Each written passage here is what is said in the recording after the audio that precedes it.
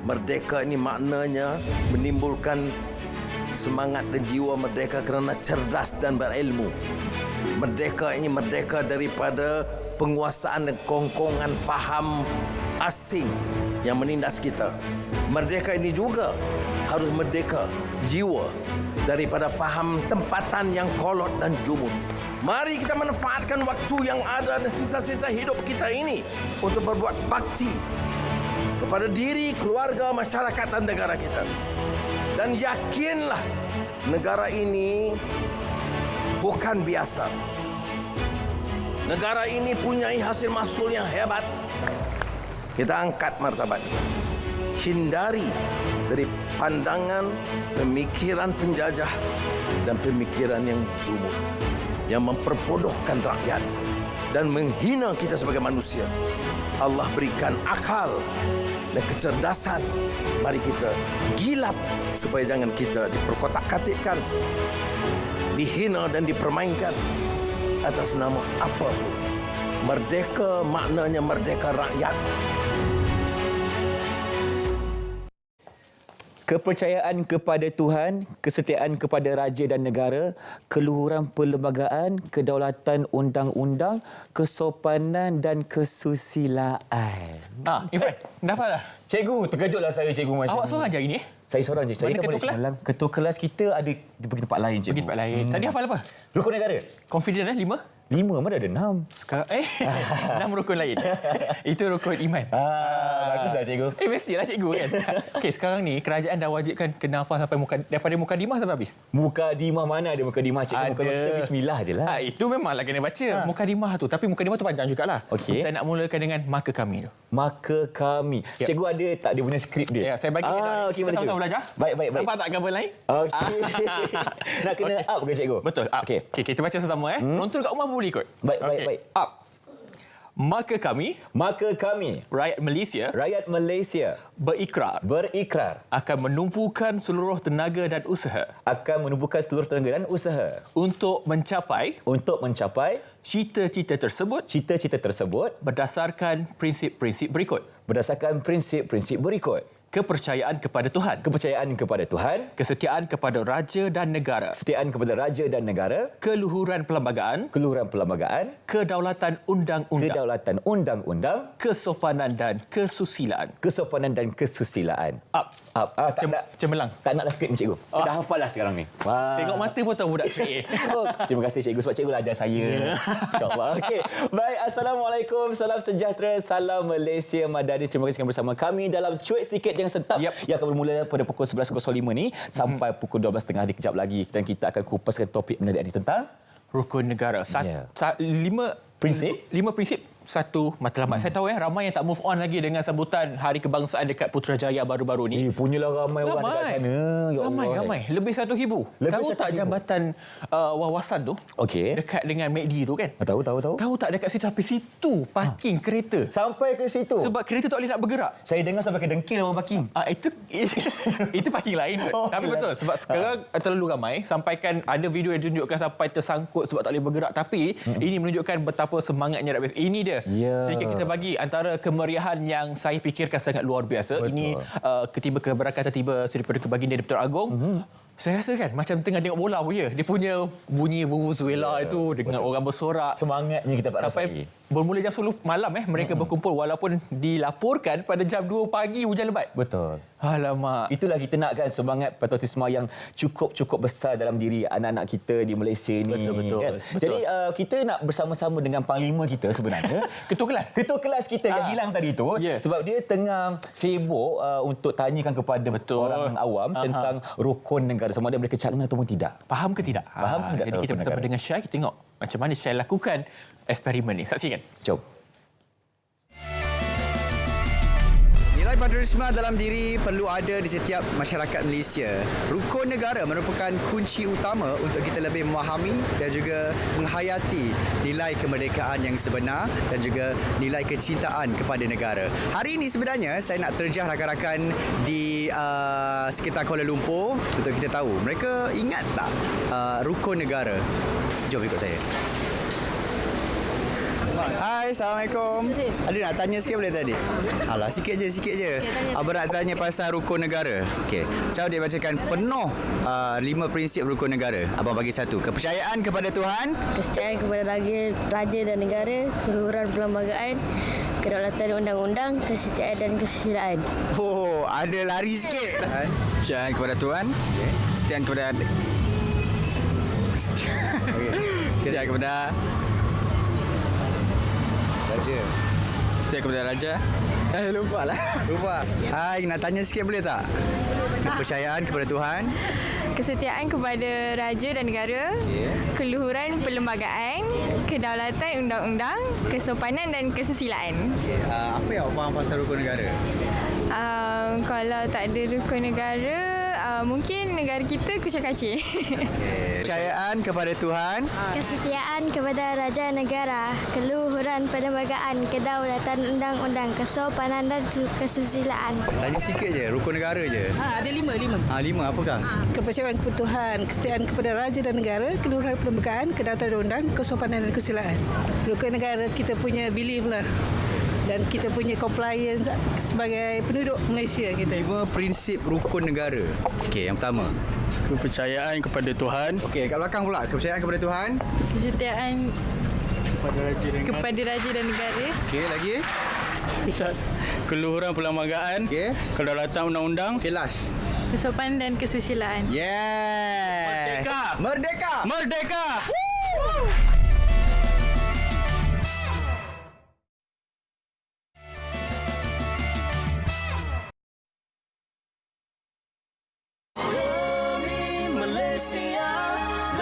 Saya mengucapkan selamat menyambut Hari Kebangsaan dan Hari Malaysia 2023 kepada seluruh rakyat Malaysia. Malaysia Madani, tekad perpaduan, penuhi harapan. Negaraku madani, perpaduan.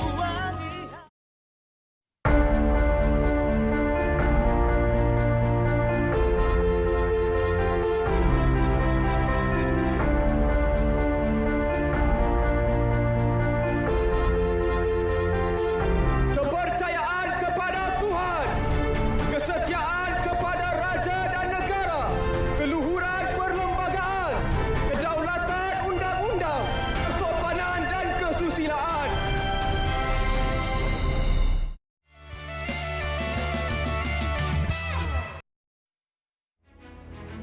Merdeka ini maknanya menimbulkan semangat dan jiwa merdeka kerana cerdas dan berilmu. Merdeka ini merdeka daripada penguasaan dan kongkongan faham asing yang menindas kita. Merdeka ini juga harus merdeka jiwa daripada faham tempatan yang kolot dan jumud. Mari kita manfaatkan waktu yang ada dan sisa-sisa hidup kita ini untuk berbuat bakti kepada diri, keluarga, masyarakat dan negara kita. Dan yakinlah negara ini bukan biasa. Negara ini punyai hasil mahsul yang hebat. Kita angkat martabat.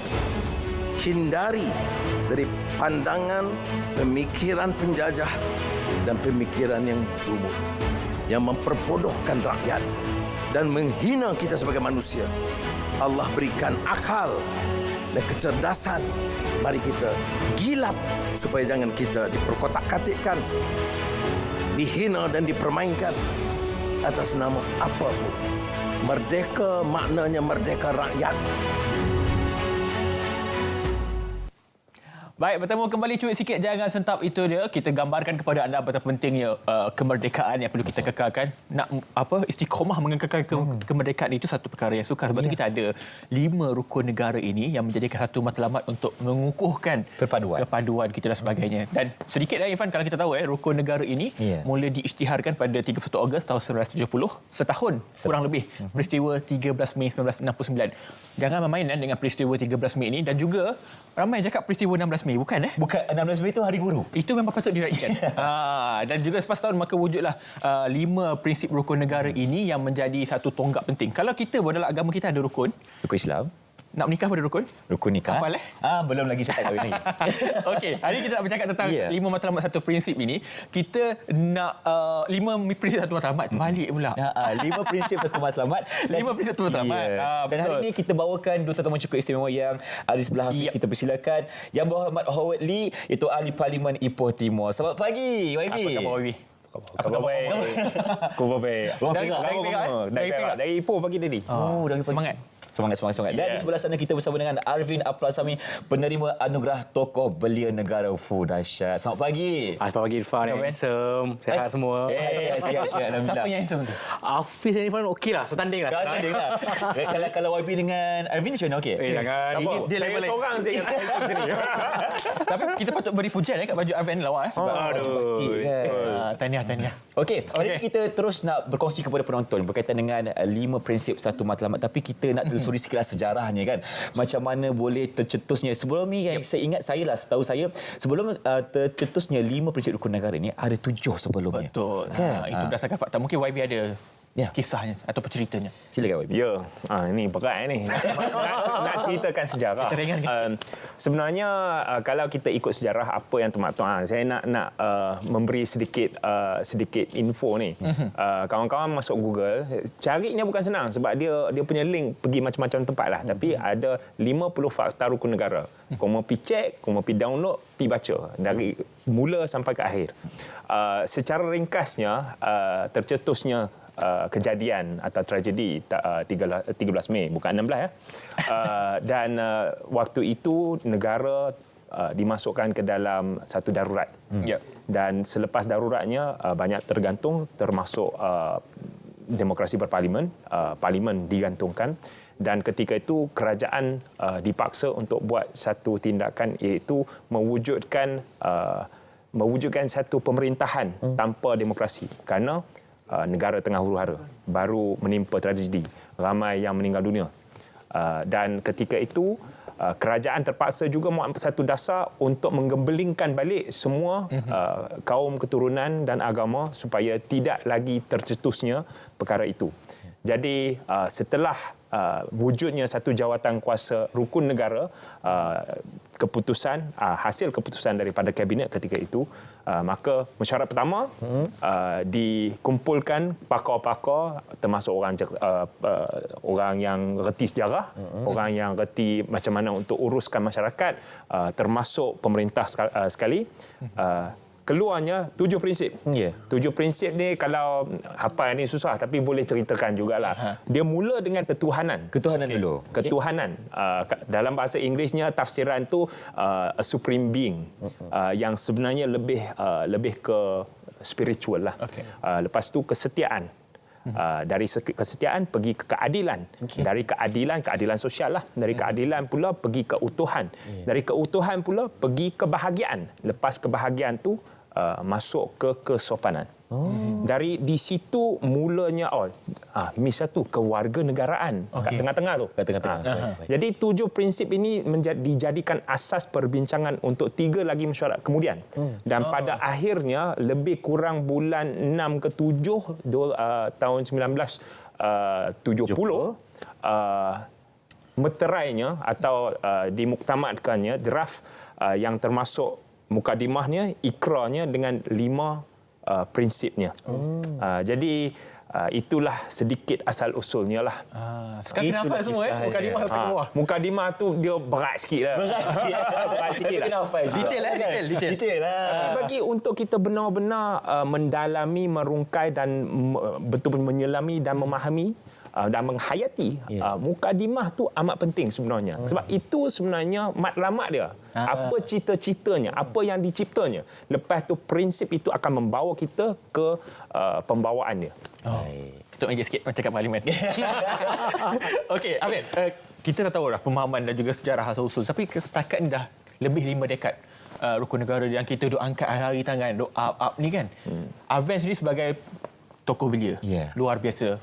Puas hati tak Arvin tengok anak muda sekarang dalam soal pemahaman rukun negara ni? Sebenarnya saya tersentap pada awalnya bila YB cerita pasal usul asal kan. Sebab Awal tersentap Ya, tersentap. Awal-awal tersentap dah. Baru cuit sikit je. Jangan. Okey, sebagai anak muda Hafiz, saya nampak dia ada dua perspektif yang berbeza. Kita kena lihat kepada dua terma, iaitu mengetahui, satu lagi pemahaman. Contohnya, sebagai anak muda dari sekolah lagi, dari bangku sekolah lagi, kita akan hafal rukun agama, betul atau tidak? So, contohnya, kepercayaan kepada Tuhan. Perkara itu kalau kita hanya setakat hafal dan hanya mengetahui prinsip pertama rukun negara ialah kepercayaan kepada Tuhan, agak sukar. Ya? Kita perlu memahami contohnya apa, kepercayaan kepada Tuhan. Tiada Tuhan yang akan mengajar umatnya untuk melakukan kejahilan. So kita sebagai anak muda kena faham benda tu. Buat meja. kena menghayati benda tu sedalam-dalamnya. Ya. Oh, baik. Itulah antara kalau kita nak memahami rukun negara ni bukan saja kita mengetahui tapi kita kena memahami maksud-maksud di sebalik perkataan-perkataan itu. Wabi, kita nak bercakap berkenaan dengan maka kami rakyat Malaysia akan menentukan struktur itu. Apakah kepentingannya kepada anak muda khususnya lah untuk mereka memahami? Sebab kalau kita baca ikrar tu Wabi, dia ada satu jiwa tau. Maka kami rakyat Malaysia berikrar akan menumpukan seluruh tenaga dan usaha kami. Jadi apa maksudnya di situ Wabi? Satu, tafsiran istilah ikrar tu dilaungkan, dibaca, disebut dengan lantangnya, dengan mengisytiharkan sesuatu. Dan apabila seseorang itu mengeluarkan kata-kata dan juga ikrar tersebut, mungkin ia hanya sekadar dia sebut, tetapi dengan sebutnya, dengan hafalnya, dia masuk kepala. Bila dia masuk kepala, mungkin pada ketika itu tidak. Mungkin darjah 1, 2, 3 dia sekadar labun je lah. Hafal labun je. Tapi mungkin masuk darjah 4, 5, 6, tiba-tiba orang tanya. Kalau ada kelasnya lagi elok. Mai kita sama-sama tafsir. Lepas tu diberikan takrif rasmi. Lepas tu bahas. Dengan bahas itulah mungkin diselami dan didalami dan dipahami. Tak semestinya faham pun, terkuang-kuangnya ada ruang. Dan bila fahami, kita ambil contohlah. Prinsip pertama, kepercayaan kepada Tuhan. Bagi saya dalam sesuatu proses pembinaan bangsa, pembinaan negara dan pembinaan sesuatu identiti kebangsaan, ia ada dua bab. Satu, kenegaraan atau secara satu ummah atau sesebuah bangsa berkumpulan. Satu adalah individu. Dan bila masuk bab individu tu dia penting sebab kita perlu dimasukkan dalam minda kita bahawasanya ada sesuatu yang lebih besar, lebih agung daripada individu. Iaitu apa? Bukan kerajaan. Sebenarnya yang lagi agung daripada individu, yang paling agung sekali adalah sesuatu kepercayaan. Saya seorang penganut falsafah dan agama Buddhism. Yang sebenarnya supreme being itu adalah sesuatu status. Itulah ketuhanannya yang balik kepada yang asal, ketuhanan, bukan saja kepercayaan kepada Tuhan. Yang sebenarnya kalau kita tafsirkan secara mendalam adalah suatu falsafah, satu ideologi, iaitu mempercayai wujudnya sesuatu yang lebih besar, lebih agung daripada diri sendiri. Yang sebenarnya selari seia sejiwa sekata dengan konsep sesebuah negara. So bagi saya, kalau kita mendalami, dia bukan saja berlapis-lapis, dia berlapis-lapis. Dengan berlapis-lapis itu, ia akan memberi pendalaman tentang sesuatunya dalam konteks ini, negara. Oh, tak. Dia macam kelas kan? Tapi dia baru cikgu yang sebenar. Betul. Ini level pensyarah lah. Saya baru nak menuntut ilmu. Okey. Kalau Arvin sini, saya suka Arvin sebut soal kepercayaan kepada Tuhan. Tiada Tuhan yang menganjurkan umat dia untuk melakukan kejahatan. Tapi sebab kita lihat, walaupun ada satu rukun negara yang jelas, tapi masih lagi ada isu-isu yang bermain perkaumannya, isu orang ini. Macam mana sebenarnya? Kenapa adakah satu pemahaman yang ada loophole ataupun tak sampai sebenarnya dalam pemahaman orang tentang rukun negara ni? Kita kena faham dari segi sosiologinya. Kita rakyat Malaysia ni, kita duduk di bawah payung Malaysia ni secara integrasi. Kalau kita lihat negara Indonesia, asimilasi. Bermaksud kita mempunyai agama, budaya, adat, bahasa yang berbeza, tetapi kita berintegrasi di bawah satu payung bernama Malaysia. Bermaksud api perpaduan ataupun api perkauman maupun isu-isu sensitiviti itu cukup, orang kata apa, cepat membara sekiranya kita menjentik. So saya rasa sebagai anak Malaysia yang berwatan, saya rasa isu-isu perkauman ini remeh-temeh. Sebab apa? Saya seorang anak kampung Banggar Datuk. Apabila saya balik ke kampung, duduk berkopi dengan orang-orang di peringkat akar umbi, tidak timbul isu-isu perkauman. Ya, YB, apabila saya berada di Kuala Lumpur, di Putrajaya, elok je kita sama-sama minum kopi dan sebagainya. Tidak Sambutan Merdeka baru ni. Ya, betul. So saya rasa isu-isu ni, minta maaf lah ya, sebagai anak muda saya rasa politikus-politikus inilah ya sepatutnya bersikap bertanggungjawab supaya tidak berinjaksi pasal isu-isu perkauman dan khususnya isu-isu 3R. So saya rasa benda ni tidak wujud pun selepas PRN, PRK YB sebagai ahli parlimen mungkin YB boleh juga tweet sedikit berkaitan dengan isu ni. Ya, sebagai anak muda saya ingat isu-isu sebegini tidak wujud. Kita hidup dengan harmoni, dengan bahagia. Elok je. Elok kan? Politik, bila Abang sebut politikus, YB tenung. Sebab sebagai seorang yang dalam arena politik YB, di mana kalau kita nak melihat tentang rukun negara ini, kita nak bedah sama-sama hari ini, kalau kita lihat dari segi urutannya, kenapa kepercayaan kepada Tuhan itu berada paling atas sekali YB? Bagi saya lah, kita semua ciptaan Tuhan. Setuju kan? Setuju. Semua 4 orang, semua kat audiens pun setuju kan? Setuju kan semua kan? Angguk sikit. Dan kamera bergerak.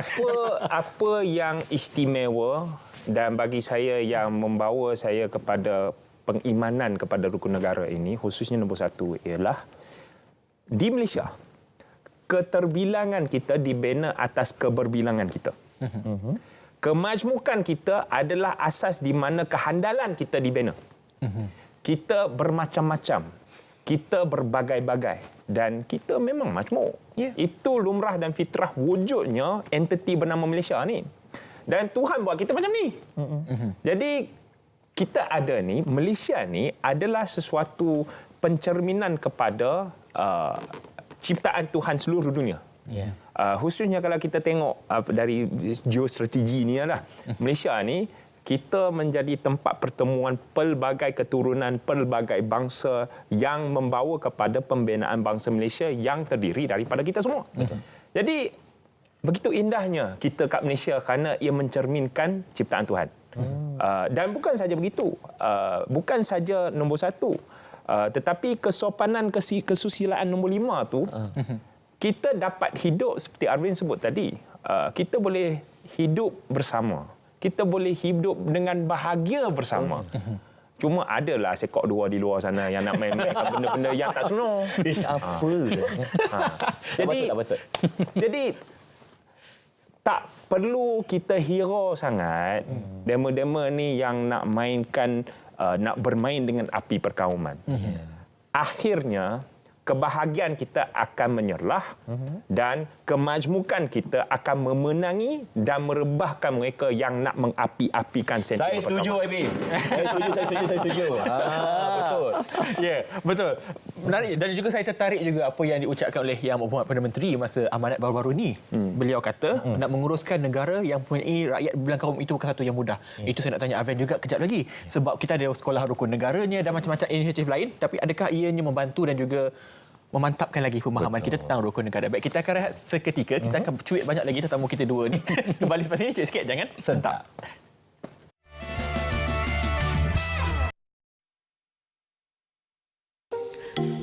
Aktiviti popular penggunaan internet.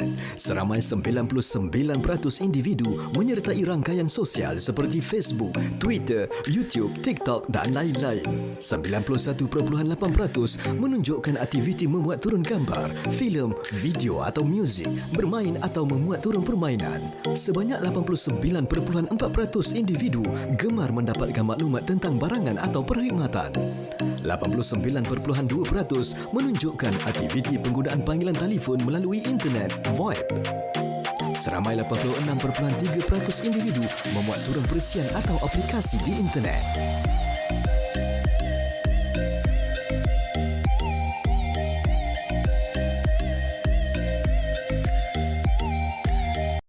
Terlepas dari siaran program-program menarik di RTM, jom saksikan semuanya di RTM Klik.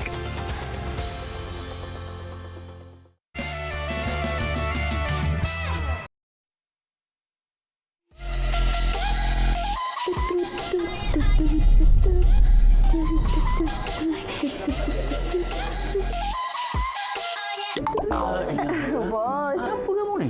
Ada, saya minat ni lagu hip ni bos. Hari-hari Afal tu yang boleh dengar tu. Astagfirullahaladzim, budak-budak zaman sekarang ni.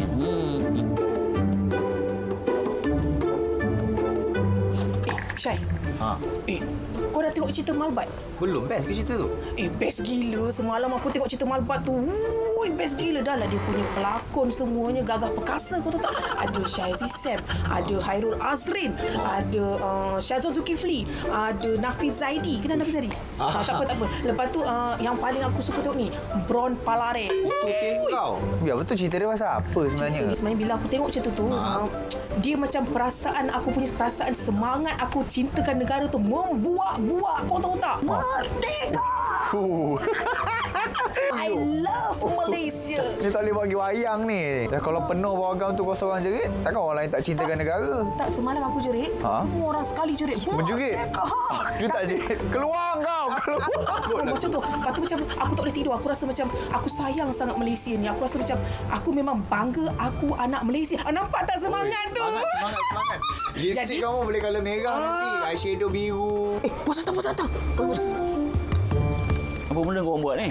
Assalamualaikum, bos. Hei. Bos dah makan dah, bos? Macam-macam dah makan dah. Apa dah membudik lah kau ni, Pandai kau nak budik, Buat kerja, bos. Nyembang je macam ni. Tak nyembang. Apa tu? Buat kerja. Kita bincang. Filem lah, drama lah. Ada cerita filem. Pelakon lah. Tarik lalat lah sana tadi. Dah. Korang ni.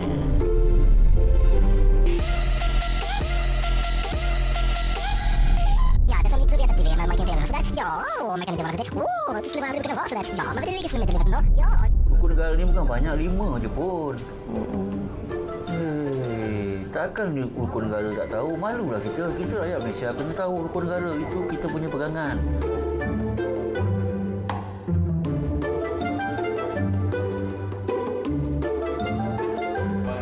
Yang pertama apa? Kepercayaan kepada Tuhan. Oh, serius ke?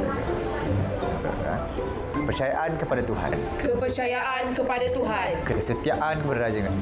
Kesetiaan kepada raja dan negara. Keluhuran perlembagaan. Yang keempat? Kedaulatan. Kesopanan dan kesusilaan. Kesopanan dan kesusilaan. Apa macam tu? Kenalah tahu rukun negara. Rukun negara ni bukan banyak, 5 je pun. Takkan rukun negara tak tahu? Malulah kita. Kita rakyat Malaysia kena tahu rukun negara itu kita punya pegangan.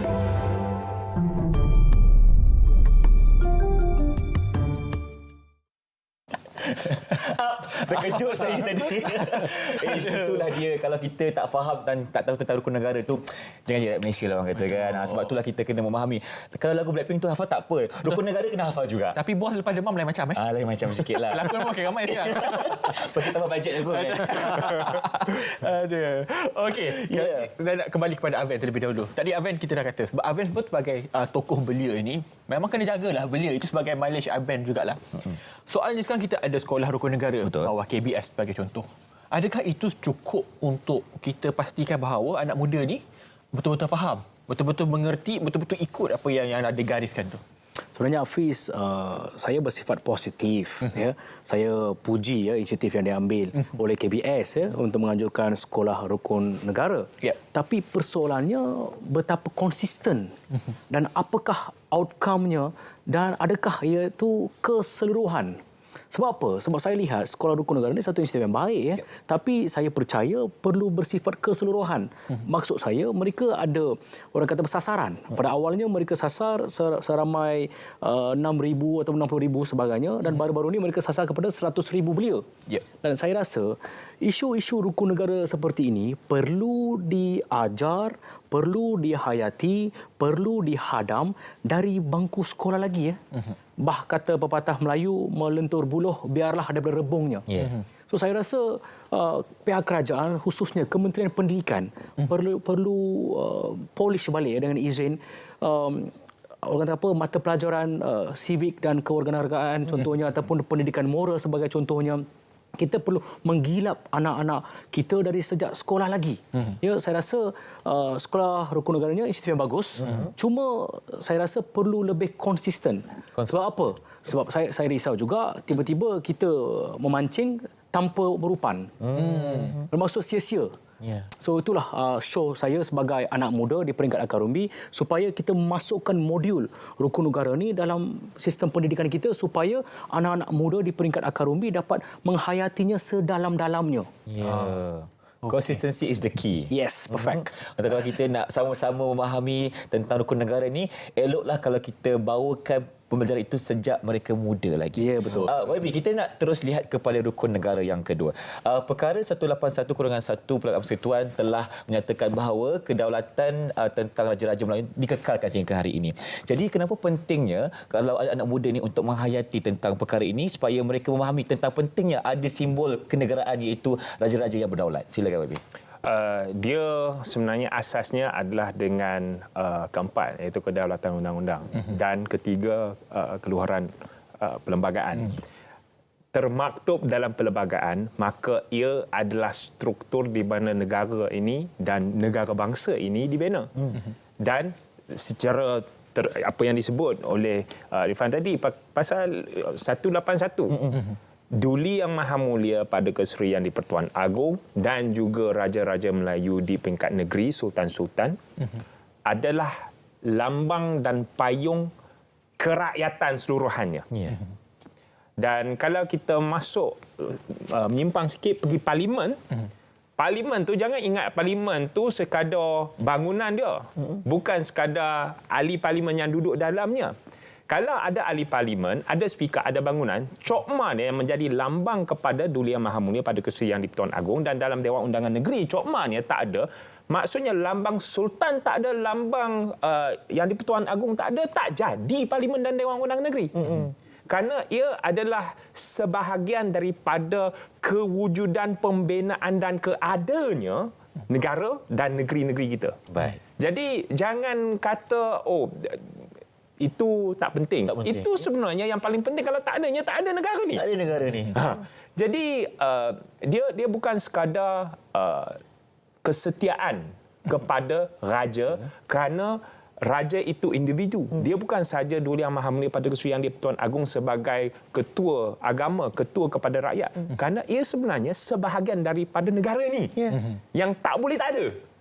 Jadi, sebenarnya ada politikus-politikus juga yang duk agak derhaka lah sekarang. Jadi, perkara itu kita perlu menghindari. Betul. Dan ada undang-undang untuk kita menangani perkara itu. Tapi, rakyat biasa macam kita taat dan setia kepada raja dan negara. Raja sebahagian daripada negara. Kalau kita tengok yang ketiga, keluhuran perlembagaan, kedaulatan undang-undang tu duduk dekat 3 dan 4. Itu satu perkara juga. Macam Ifan hafal lah katakan sebab dia student lawyer kan.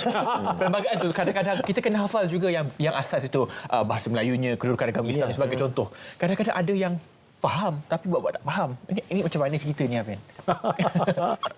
Sebenarnya saya rasa satu perkara yang penting iaitu penguatkuasaan undang-undang. Sebab perkara ini cukup serius ya. Sebab kalau kita lihat, kita dah ada mother of law, Perlembagaan Persekutuan. Dan kalau kita lihat intipatinya, rukun negara pun di sebelah sana. Dah ada perfect. The perfection of law is there. Tapi how about the implementation dengan izin? So saya rasa perlu ada penguatkuasaan undang-undang. Bukan kita nak bersifat autokratik terus nak mendenda ataupun menghukum, tetapi perkara-perkara sedemikian ni perlu dilihat secara serius. Sebab apa? Sebab perkara demikian juga mungkin akan memudaratkan kedaulatan negara ya. Sebab kita ni saya akan bawa balik isu integrasi nasional ni. Sebab kita kena fikir asasnya, the reality-nya, kita perlu berdiri di bumi yang nyata. Sebab kalau bukan saja dari dahulunya kita lihat adanya injeksi doktrinisasi daripada budaya barat. Tapi sekarang ni risaunya bukan barat, tetapi dalam kalangan kita sendiri. Ya, dah ada kata-katanya India, China, pendatang asing, ini negara apa dan sebagainya kan. kita mudah semuanya terikat dengan perlembagaan persekutuan. Kita faham benda asas agama Islam, agama rasmi, bahasa Melayu sebagai bahasa kebangsaan, agama lain pun digalakkan untuk beragama, dan semua benda ni dah kita tahu. Cuma risaunya bila tak ada penguatkuasaan undang-undang terhadap isu-isu serius ini, mudah untuk kita membakarkan isu-isu sensitiviti. So saya rasa pihak kerajaan juga perlu lihat tata susila, kesopanan anak-anak muda maupun secara amnya, bagaimana kesantunan mereka, kesopanan mereka dalam media sosial. Sebab kalau kita lihat media sosial ini seperti laut sekarang, susah untuk kita mengawal. Betul. Cuma dari segi pendidikan seperti saya kata tadi, itu pendidikan am, tetapi dari segi penguatkuasaan undang-undang ini mungkin akan lebih orang kata apa, memartabatkan lagi kedaulatan negara kita. Baik, YB, dalam perlembagaan persekutuan ada juga tentang hak kebebasan untuk kita bersuara. Tetapi semua hak-hak tersebut pasti akan ada limitasinya. Kerana kalau tidak dijaga, mungkin ia akan menggugat kepada kedaulatan negara. Jadi mungkin anak-anak muda sekarang ini mereka gemar untuk menggunakan media sosial untuk mereka bercakap tentang apa sekalipun. Dan ada juga yang masih kurang cakna tentang limitasi untuk bercakap tentang 3R. Jadi mungkin apa yang kita perlu kongsikan kepada anak muda untuk janganlah sebut tentang isu ini kerana ia akan menggugat kedaulatan dan keamanan negara yang kita ada sekarang ini, Wabi. Silakan. Segala kebebasan ada batasan dia. Kebebasan yang tidak berbatasan adalah sesuatu yang mampu dan berpotensi untuk menggugat keselamatan. Apabila saya sebut tentang keselamatan, ia bukan sekadar orang lempang seorang lagi ke orang pakai senapang untuk menembak. Bukan saja, tetapi ia mungkin akan membawa sedikit-sedikit lama menjadi bukit punya sentimen kebencian. Itu sebenarnya lagi teruk. Kalau tembak sekali je tapi dah. Tapi lama-kelamaan kebencian itu akan menjadi konfrontasi. Betul. Itu yang bahaya sebenarnya. Dan bagi saya batasan itu perlu kita mendalami sebagai sesuatu masyarakat dan sebuah negara. Ada undang-undang. Ada undang-undang yang boleh dikuatkuasakan untuk menghindari atau mengelak, mencegah benda yang tak elok berlaku. Tapi sama ada sebagai individu yang punya kebebasan itu mampu menyekat mulut dan minda daripada mentafsir benda yang bukan-bukan. Jadi dalam sosial media ambil contoh, bila ada orang nak mainkan isu 3R, memainkan itu berat sikit sebab mungkin kalau saya kata mereka yang nak menyalahgunakan itu saya pun sebut tapi saya tak mainkan. Tapi bila ada salah sunting video ucapan Tuanku Sultan saya, ini pernah berlaku. Ada orang dah kena ngangkut ni. Bila ucapan oleh Sultan disalah sunting, disalah guna untuk mewujudkan satu sentimen yang bukan maksud asalnya, itu bahaya. Dan undang-undang perlu memainkan peranan. Betul. Mudah je 3R tu sebenarnya nak faham kan? Race, bangsa, religion dan juga royal. 3 tu, tapi yelah kita faham, kadang-kadang ada yang buat tak faham. Tahu saya nak tinggalkan sebelum kita berehat seketika, tu kita kata kita perlu menggunakan hak berfikir sebelum menggunakan hak untuk bersuara. Kita akan berehat seketika. Kuat tu ayat tu. Saya tinggal ayat tu. Okay. Kita berehat seketika. Teruskan bersama kami dalam Cuit Sikit. Jangan stop selepas ini. Jangan ke mana-mana.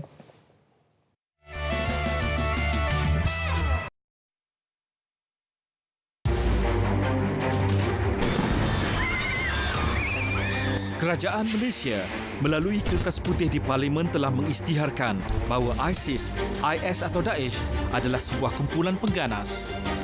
Kumpulan pengganas ini menerbitkan pelbagai jenis produk propaganda berbentuk risalah, video, cakra padat, baju, majalah, bendera dan poster bagi tujuan menyebarkan ideologi mereka.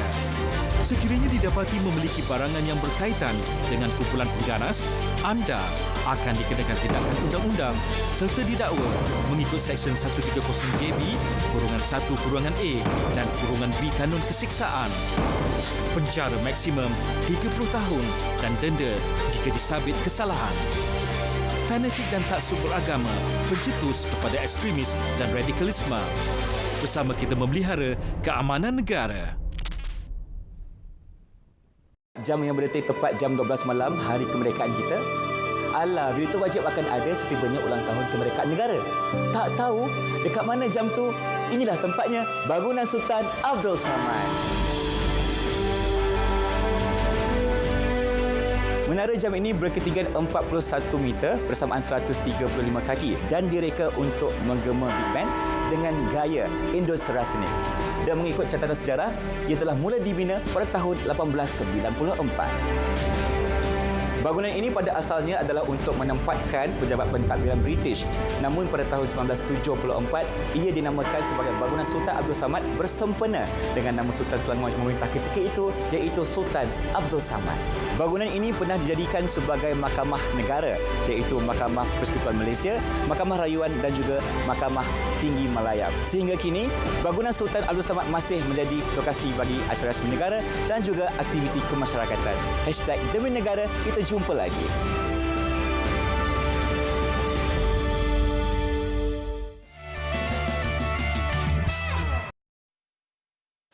Ya Allah, anak siapalah. Bijak betul Saya malu lah. Nampak macam menghafal rukun negara tadi. Oh ya. Yeah. Sebab cikgu saya yang ajar. Nampak lancar penghafalan tu. Oh, biasalah tu. Okey, tadi kita dah gunakan soal hak untuk berfikir sebelum untuk hak bersuara. Saya nak tanya kepada Arvin sikitlah. Saya pergi kepada amanat yang Amat Berhormat Perdana Menteri baru-baru ini sebelum merdeka baru ini. Beliau ada menyentuh soal captive mind ataupun minda yang tertutup, jumud dan sebagainya. Sebab saya kecewa juga sebab sekarang dah 2023, kenapa masih lagi ada isu-isu yang sebegini? Arvin rasa di mana yang perlu kita bagi punch sikit supaya semuanya beres? Sebenarnya sekali lagi saya ingin membawa terma sosiologi. Dua perkara. Yang pertama, interaksi sosial dan yang kedua, hubungan sosial. Kalau kita lihat sekarang pada era ledakan maklumat yang semakin rancak ini, kita cukup sibuk dengan pekerjaan kita, tugasan harian kita, tanggungjawab kita. Dan kadang-kadang kalau kita lihat pada hujung minggu saja kita dapat meluangkan masa dengan orang-orang persekitaran kita. So dari segi interaksi sosialnya, dia akan wujud apabila kita berkomunikasi dengan orang-orang yang berbilang kaum dan sebagainya, dan berbilang budaya, agama, bahasanya. Dan perkara demikian sekarang semakin berkurangan sebab kita sibuk dengan tugasan harian kita. Dan kalau kita lihat, hanya di kedai mamak sewaktu sukan bola sepak contohnya, ataupun badminton contohnya, baru berlaku satu interaksi sosial antara anak-anak muda kita yang berbilang kaum. Dan juga selepas kita mempunyai satu interaksi sosial dan wujudnya pula hubungan sosial antara kita, sesama kita. So saya fikir dua perkara inilah yang semakin berkurangan, yang perlu kita injak sedikit secara amnya. Okey, itu dia. Itulah kita paparkan juga kepada saya kata tadi YB, kalau kata waktu merdeka ini boleh pula kita berkumpul macam duduk sebelah sama satu sama lain. Tak ada masalah. Kenapa kena ada keadaan macam tu baru okey, tiba-tiba dah habis situasi merdeka ni dah jadi macam huru-hara pula ni YB?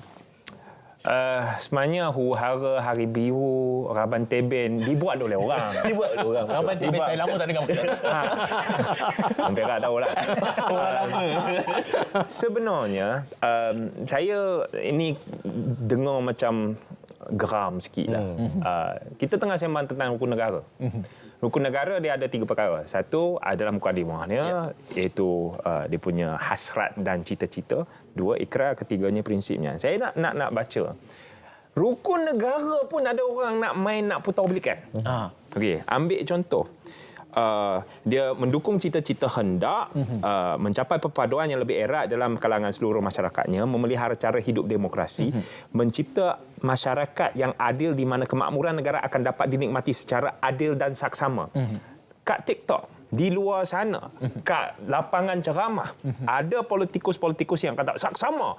Maka ini kerajaan ini nak tukar asal usul atau rukun negara yang asal sampai dia nak bawa kesaksamaan yang nak menghancurkan dan membuang hak keistimewaan Melayu.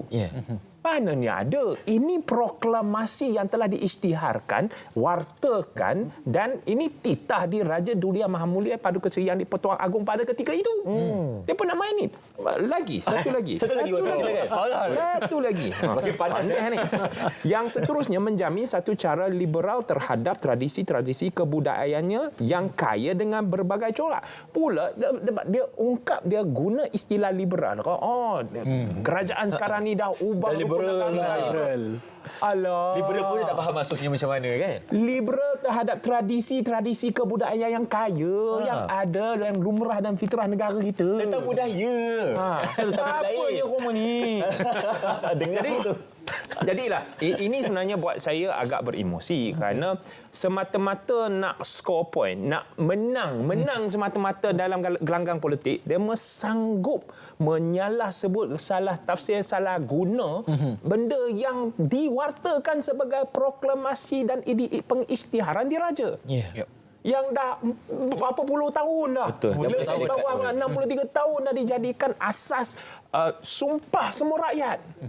Tak bolehlah. Itulah, ini buatan orang. Tolong pegang bawah habis sikit. Itulah, tadi saya kata sejuk. Betul tu, YB. Yelah, kalau kita nak cakap mengenai isu-isu yang membuatkan kita rasa macam nak marah ni semua, memang banyak, YB, kan? Sebab isu-isu ni dibuat oleh manusia yang mungkin dia rasakan benda tu tidak memberikan kesan kepada dia, tetapi dia tak nampak benda tu dari segi benda tu lagi besar. Skop ni akan memberi kesan kepada rakyat kita secara keseluruhannya. Jadi perkara-perkara itu akan menyebabkan kita sendiri sebagai rakyat Malaysia akan rasakan kita akan terancam. Jadi benda-benda itu kita perlu elakkan. Jadi anda di luar sana janganlah cuba untuk mengharu birukan keadaan negara kita. Saya ada 3 tetamu. Tak, saya dapat rasa tau. Bahang tadi saya nak cakap juga sekarang. Okey, Afan, mungkinlah kan, sebab sekarang ini menjadi apa yang dikongsikan oleh YB, satu perkara. Ini menjadi satu beban juga kepada Arvan sebagai orang yang kata tokoh belia. Semua melihat Arvan ini sebagai satu contoh yang baik. Ini cabaran-cabaran lain ni. Kalau kata macam Ifan katakan tadi, mereka tak fikir akan kesan kepada anak cucu. Kalau kita beri gambaran yang buruk, kalau perkara ini tak diselesaikan sekarang, apa agak-agaknya akan berlaku nanti? Saya sekali lagi bersifat lebih positif ya. Sebab sekali lagi saya mempertahankan anak muda di peringkat Kerumbi ya. Kita tidak pernah bersoalkan tentang 3R. Anak muda okey je sebenarnya. Anak muda okey, steady. Ya, saya mempertahankan statement saya ini sebab kami di peringkat Akarumbi tidak pun berisu berkaitan dengan 3R, race politics dan sebagainya. Kami di bawah tenang, steady, elok je. So saya rasa pemimpin-pemimpin seperti YB lah sepatutnya mengembeling tenaga dengan anak-anak muda di peringkat Akarumbi untuk berfikir. Apakah solusi-solusi yang drastik yang dapat orang kata apa, memartabatkan jati diri dalam kalangan anak muda. Sebab apa? Kita lihat Malaysia ini cukup kaya dengan budaya, kesopanan, kesantunan, peradaban yang cukup baik ya. Saya sebagai Global Youth Parliament Malaysia Coordinator ya, pergi ke luar negara, pelbagai negara saya pergi ya. Tapi saya tak lihat secantik-cantik Malaysia ini, seunik-unik Malaysia ini. Saya mula menghargai lebih lagi pula terhadap keunikan Malaysia ini. So saya rasa kita perlu berfikir bagaimana untuk kita memartabatkan jati diri dalam kalangan anak muda. Itu cabaran yang saya lihat pada waktu ini. Sebab apa? Dulu ada pula program PLKN contohnya. Ya, setiap kali dah habis SPM dah dihantar ke PLKN untuk kita membaiki ataupun untuk kita supaya kita ada sifat jati diri dan kita rasa sifat kesetiaan, kebanggaan sebagai anak Malaysia. Tapi sekarang persoalan yang cukup besar yang perlu kita fikir. Dia cuit YB tu. Dia cuit YB. Apa persoalan yang perlu kita fikir tu? Banyak soalan sebenarnya. Sebenarnya ada banyak benda yang double-edged sword. Double-edged sword maksudnya hang sini salah, hang sana pun salah. Hang sini boleh betul tapi betul itu pun boleh jadi salah. Ambil contoh. Memahami secara lebih mendalam jiran kita, kawan kita. Kalau kadang-kadang kita cuba nak faham tapi bukan datangnya daripada sumber yang sahih atau asli, kita akan salah faham. Kerana mungkin ada orang yang putar belikkan. Tapi kalau memahami secara terlampau mendalam pula, nanti sendiri salah faham, lepas tu tak nak faham lagi. Itu pun masalah juga. Kan? Jadi kita perlu memahami, menyelami secara dengan sanubari terbuka. Kerana suka tak suka, kita warga satu negara. Okey, dan macam saya sebut tadi, kemajmukan kita adalah kekuatan kita. Kita perlu terima apa jua kerana kita harus dan wajib bersama. So itu satu. Keduanya, macam mana nak memahami, di manakah ruang untuk kita saling faham memahami. Sekolah pertama, di kelab-kelab di luar sekolah kedua. Ketiganya, wadah-wadah yang lain yang boleh kawan-kawan di luar sana. taburkan masa, curahkan jiwa untuk wujudkan wadah untuk saling faham memahami secara lebih mendalam. Boleh buat inisiatif. Ahli parlimen semua di luar sana, dapat ada peruntukan. Ada idea P jumpa. Kalau benda tu boleh kerjasama, buat. Janji dapat ada ruang untuk saling faham memahami secara lebih mendalam. Itu yang saya sedang usahakan. Tapi yalah, kita orang Perak ni. Teman bersedia dengan bekerjasama mereka. Tapi saya sentiasa pegang kepada sastrawan negara Samad Said. Dia pernah menukilkan satu syair yang bertajuk Hidup Bersama. Sebahagian daripadanya adalah kita wajar mendaki lagi kerana puncak yang jauh.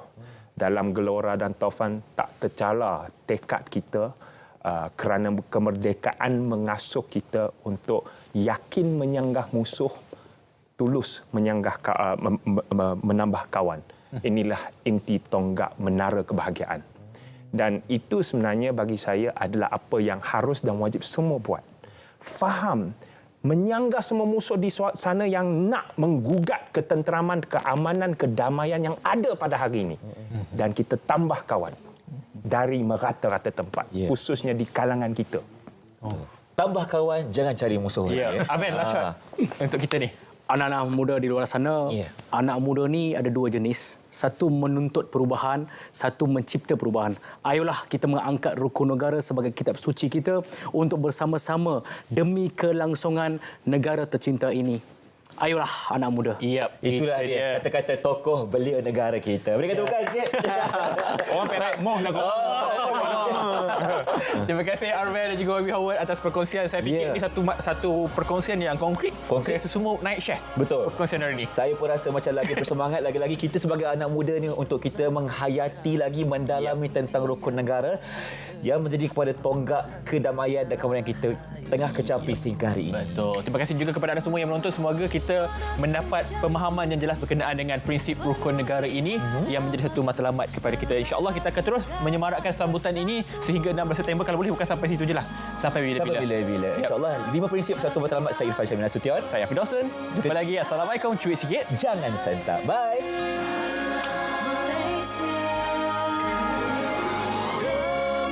Malaysia, laungkan bersama cintai Malaysia. Walau berbeza warna, kita semua sama, bersatu kita